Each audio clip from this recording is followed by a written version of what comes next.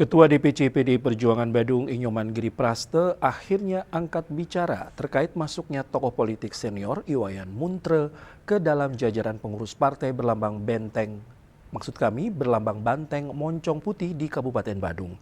Tanggapan ini disampaikan Giri Praste usai mengikuti konferensi daerah Konverda dan konferensi cabang Konvercap yang digelar di Bali Sunset Road Convention Center Denpasar Sabtu 18 Oktober 2025.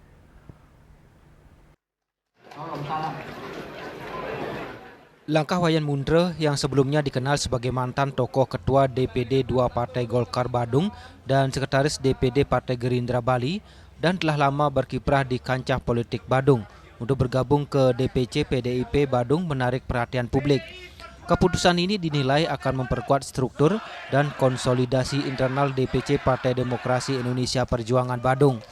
Saya kira di politik ini dinamis. Jadi kami terima kasih dengan Pak Wayan Muntre bersiap mengabdikan dirinya beliau melalui partai politik itu perjuangan, dan sementara ke depan kita akan lebih kuat lagi di aparat terutama di masyarakat. 5 tahun lalu kan sempat hampir jadi rival, hari ini justru jadi sahabat di partai. Gimana? 5 tahun yang lalu itu kan baru hampir kan belum ada kejadian. Tadi itu pun 5 tahun yang lalu. Kita di politik itu tidak boleh untuk berani-ani seperti ini, apalagi berada di zona nyaman. Mau tidak mau kita harus turun ke lapangan. Bagaimana kita menerap aspirasi dengan melalui PDI Perjuangan ini, kita akan membuat program-program untuk kebahagiaan dan masyarakat sekret. Jadi yang pertama kan kita buat tujuan Pak Wayan Muntre.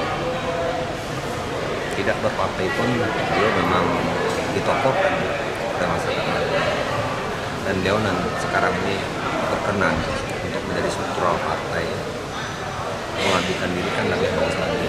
Ini akan memperkuat daripada jaringan beliau nanti ke depan, begitu juga di sekret.